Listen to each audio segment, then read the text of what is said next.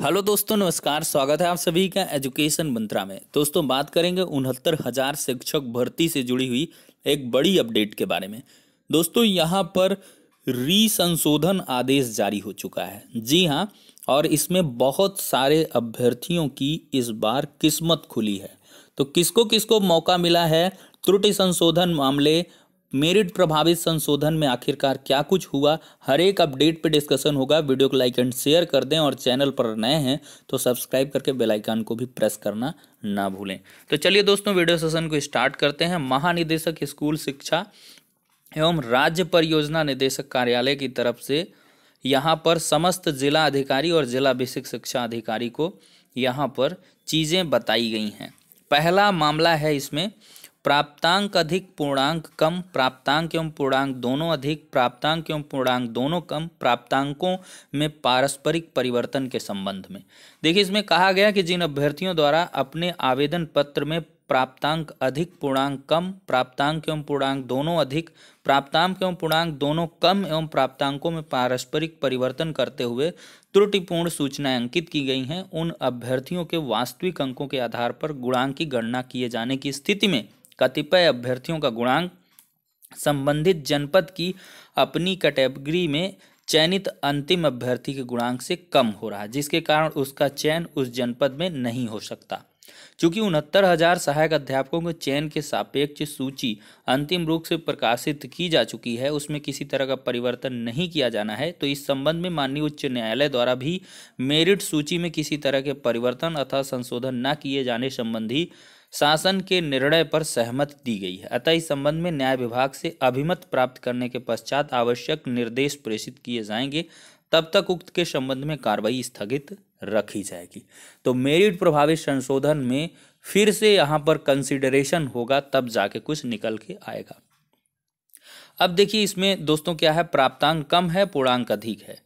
तो इसमें क्या किया है इन्होंने, चयनित अभ्यर्थियों को यहाँ पर देखिए प्राप्तांक कम पूर्णांक अधिक है, तो जिन अभ्यर्थियों द्वारा अपने आवेदन पत्र में कम प्राप्तांक एवं पूर्णांक अधिक अंकित किया गया, उन अभ्यर्थियों के संबंध में पूर्व में जो शासनादेश 4/12 का मतलब निर्गत किए जाने के निर्देश दिए गए हैं। अतः ऐसे अभ्यर्थियों को नियुक्ति पद निर्गत किए जाने के संबंध में प्रकरण जनपदीय चयन समिति के समक्ष प्रस्तुत करते हुए और मूल अभिलेखों से मिलान कर लिया है। चयनित अभ्यर्थियों से इस आशय का शपथ पत्र अनिवार्य रूप से ले लिया जाए कि भविष्य में भारांक परिवर्तन के आधार पर किसी तरह के चयन की मांग नहीं की जाएगी।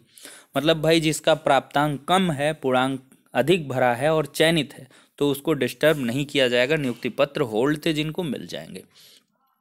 अब शिक्षा मित्र के रूप में अधिक भारांक प्राप्त और शिक्षा मित्र ना होने के बावजूद भी भारांक के अंतर्गत चिन्हित अभ्यर्थियों के संबंध में ये हुआ है कि इसमें जो है क्या हुआ है कि वास्तविक सेवा के आधार पर भारांक की गणना किए जाने की स्थिति में कतिपय अभ्यर्थियों का गुणांक संबंधित कैटेगरी जनपद की कैटेगरी में चयनित अंतिम अभ्यर्थी गुणांक से कम है, जिससे उसको उस जनपद में तैनात किया जाना संभव नहीं है। तो इन्होंने सीधे सीधे क्या कह लिया है कि माननीय उच्च न्यायालय द्वारा मेरिट सूची में किसी तरह के परिवर्तन संशोधन न किए जाने संबंधी शासन के निर्णय पर सहमति दी गई है। और इसमें भी क्या किया गया है कि आवश्यक न्याय विभाग से परामर्श के बाद चीज़ें निकल के आएंगी। सीटेट यूपीटेट अंकों में भिन्नता है, तो इसमें क्या है, तो ऐसे अभ्यर्थियों को नियुक्त पद निर्गत किए जाने के संबंध में जनपदीय चयन समिति, तो इनका काम बन जाएगा। ठीक है। अभिलेखों के नाम में भिन्नता है, तो इसमें जो है नियुक्ति पत्र निर्गत किए जाने के संबंध में जनपदीय चयन समिति के समक्ष प्रस्तुत करते हुए मूल अभिलेखों से मिलान एवं अन्य समुचित साक्ष्यों का परीक्षण कर प्रकरण निस्तारित किया जाएगा। तो जनपद समिति को दे दिया है, और जिसमें अगर नाम में भिन्नता रही अभिलेख में तो उसको मिल जाएगा। अंतिम तिथि के बाद स्नातक बीटीसी सीटेट यूपीटेट पास है तो उनका सीधे से निरस्त हो जाएगा। इसमें कोई एक्सक्यूज ही नहीं है। अंक एवं प्रमाण पत्र में स्पष्टता है। देखिए, जिन आवेदन पत्रों में अंकित प्राप्तांक स्पष्ट नहीं है अथवा अभ्यर्थियों द्वारा सीजीपीए के आधार पर प्राप्तांकों की स्वयं गणना कर ली गई है जो स्पष्ट नहीं है, अथवा ऐसे संस्थानों से परीक्षा उत्तीर्ण की गई है जिसकी मान्यता की स्थिति स्पष्ट नहीं हो रही, इस संबंध में 4/13 के अनुसार कार्रवाई का निर्देश दिया गया है। ऐसे प्रकरण में संबंधित परीक्षा संस्था से प्राप्तांकों का सत्यापन करा लिया जाए और वास्तविक प्राप्तांकों के आधार पर उनके गुणांक का आकलन करते हुए जिला चयन समिति द्वारा निर्णय लिया जाए। मूल शैक्षिक अभिलेख प्रस्तुत नहीं है तो शैक्षिक अभिलेख प्रस्तुत करने के लिए 3 महीने का समय दिए जाने की बात कही गई है। शिक्षा मित्र रहते हुए संस्थागत परीक्षार्थियों के रूप में स्नातक परीक्षा जिसने उत्तीर्ण की है तो चयनित अभ्यर्थियों से, देखिए इसमें क्या है कि बहुत सारा मैटर है, इसमें आप लोग पढ़ लेंगे। श्रेणी त्रुटिपूर्ण है तो इन्होंने क्या किया है कि चयन निरस्त कर दिया है। कोई भी इसमें अगर श्रेणी त्रुटिपूर्ण है, ऐसे अभ्यर्थी जिनके द्वारा आवेदन पत्र में त्रुटिपूर्ण ढंग से एससी के स्थान पर एसटी या विकलांग के स्थान पर डीएफएफ या विशेष श्रेणी का अभ्यर्थी न होने के बावजूद विशेष आरक्षण की श्रेणी अंकित की गई है, इस संबंध में निर्देशित किया जाता है। इन अभ्यर्थियों का चयन वास्तविक कैटेगरी से भिन्न कैटेगरी में चिन्हित होने के कारण हुआ है। यदि उन्हें वास्तविक कैटेगरी में सम्मिलित किया जाता है तो जनपद की चयन सूची और कैटेगरी की स्थिति प्रभावित होगी। तो 69,000 की चयन सूची पहले निकल चुकी है तो इनको निरस्त कर दिया है। अन्य जनपद में सहायक अध्यापक के रूप में कार्यरत हैं तो इसमें क्या कहा गया है, तो यहाँ पे सारिफ जिलानी का एक प्रकरण है, ये चल रहा है मैटर, तो इस वजह से इसमें काउंसलिंग बस करवा ली जाए और उनके नियुक्ति पत्रों को होल्ड करने की बात कही गई है। देखिए अगर किसी महिला ने पुरुष लिख दिया था तो उसका इन्होंने चयन कर लिया है, लेकिन अगर पुरुष ने महिला अंकित किया है तो क्षैतिज आरक्षण का यहाँ पे लाभ से चयन सूची प्रभावित हो सकती है। अतः न्याय विभाग से विधिक परामर्श लेने के बाद में ही इसमें कार्रवाई की जाएगी। ये बहुत इंपॉर्टेंट पॉइंट था, लेकिन ये अधूरा लेटर दोस्तों जारी हुआ है। जाति एवं निवास प्रमाण पत्र 28/5/2020 के बाद जारी हुआ है। तो यहाँ पर दोस्तों देखें तो जिन अभ्यर्थियों द्वारा 28/5/2020 के पश्चात वैध रूप से निर्गत प्रमाण पत्रों को मान्य किए जाने में कोई समस्या नहीं है, लेकिन पुनः कार्मिक विभाग से वर्तमान परिस्थितियों के बारे में अब पता नहीं इनका क्या स्टेटमेंट है, इन्होंने क्या किया है। और ये 14, 15, 16 ये पॉइंट गायब हैं, इसमें 17 पॉइंट है। और इसमें है जम्मू कश्मीर से अगर डिग्री आपने ली रखी है तो इसमें क्या है, सम्यक रूप से परीक्षण सत्यापन करते हुए जनपदीय चयन समिति के मूल अभिलेखों से मिलान अन्य समुचित साक्ष्यों का परीक्षण करते हुए प्रकरण निस्तारित करने की बात कही गई है। अब यहाँ पर जन्मतिथि भिन्नता है तो मूल अभिलेख से मिलान करके अन्य समुचित साक्ष्यों को परीक्षण करते हुए प्रकरण निस्तारित करने की बात कही गई है।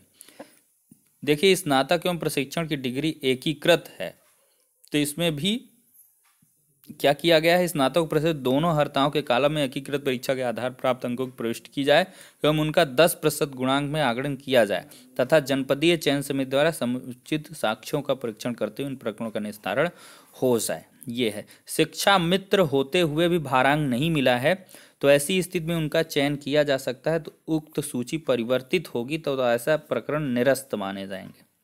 मतलब इन्होंने शिक्षा मित्रों को भारांक देने से मना कर दिया है। ठीक है, तो शिक्षा मित्र कई सारे जिनको भारांक नहीं मिला और वो अब कुल मिला के नहीं पाएंगे चयन।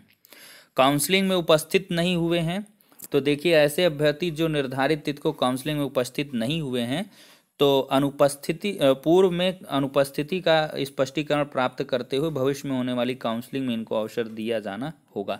तो मतलब यहाँ से पॉजिटिव इन नेचर ये चीज़ निकल के आ रही है, तीसरी चयन सूची जारी होगी और उसकी काउंसलिंग भी होगी। 21 नंबर पॉइंट तीसरी चयन सूची का 100% स्पष्टीकरण है।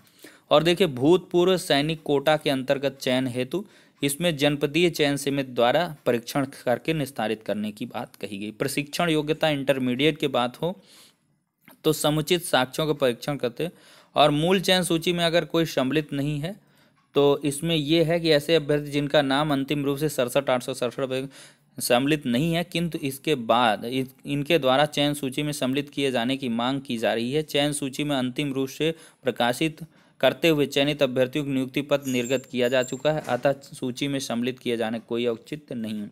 मतलब अगर संशोधन आदेश देखा जाए तो छुटपुट इसने लाभ दिया है, अदरवाइज इसमें अभी तक भ्रामक स्थितियां ही दोस्तों बनी हुई हैं। कुछ पॉइंट का क्लैरिफिकेशन हुआ है, बहुत कम लोगों की इस बार किस्मत खुली है। अब देखते हैं आगे आने वाले समय में इसमें क्या कुछ होता है। फिलहाल एक बड़ी उम्मीद थी कि संशोधन आदेश से बहुत सारे विवादों का यहाँ पर निस्तारण हो जाएगा, लेकिन ज़्यादातर जो मामले हैं उन पर जनपदीय चयन समिति को ये चीज़ें थमा दी गई हैं। अब चयन समिति इसमें क्या कुछ करेगी वो आप पर डिपेंड करेगा। तो यहाँ पर चयन समिति के आधार पर बहुत सारे प्रकरणों का निस्तारण होगा, लेकिन कुछ जगहों पर यहाँ पर पॉजिटिव इन नेचर चीज़ें निकल के आ गई हैं, उनको रिलीफ मिल जाएगा और उनकी नियुक्तियां भी सुनिश्चित हो जाएंगी। तो फिलहाल के लिए इतना ही, नेक्स्ट वीडियो में मिलते हैं। और इसका जो पूरा पृष्ठ है वो आपको टेलीग्राम चैनल में उपलब्ध करवा दिया जाएगा। 14, 15, 16 ये पॉइंट मिसिंग है, जैसे ही आ जाते हैं आप लोगों को अवगत करा दिया जाएगा। तो फिलहाल के लिए इतना ही, नेक्स्ट वीडियो में मिलते हैं।